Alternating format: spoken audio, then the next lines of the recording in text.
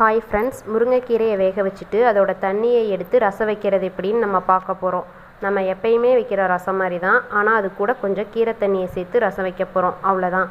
First கீரையை clean பண்ணி நல்லா வாஷ் பண்ணி எடுத்துக்கோங்க. அதுக்கப்புறம் முருங்கைக்கீரையை வேக வச்சுட்டு கீரை தனியாகவும் தண்ணி தனியாகவும் எடுத்து வச்சுக்கோங்க. இப்போ ரசம் வைக்க தேவையான சீரகம், மிளகு, பூண்டு, மிளகாய் எல்லாம் கொரகொரப்பாக அரைச்சி எடுத்துக்கோங்க. அது கூட 3 மீடியம் சைஸ் தக்காளி எடுத்து அதையும் எடுத்துக்கோங்க.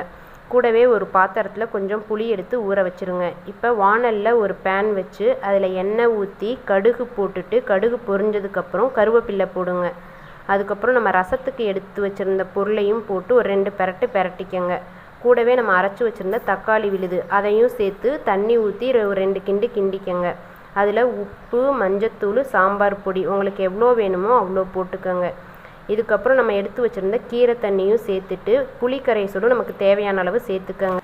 ரசத்துக்கு தேவையான அளவு தண்ணியை சேர்த்துட்டு டேஸ்ட்டு பாருங்கள். அதுக்கப்புறம் ஒரு கொதி வர மாதிரி இருக்கும்போது அடுப்பு ஆஃப் பண்ணிடுங்க. கீரை தண்ணியில் ரசம் வைக்கிறது அவ்வளோ டேஸ்ட்டாக இருக்கும். நீங்களும் வச்சு பார்த்துட்டு கமெண்டில் எப்படி இருந்துச்சுன்னு சொல்லுங்கள்.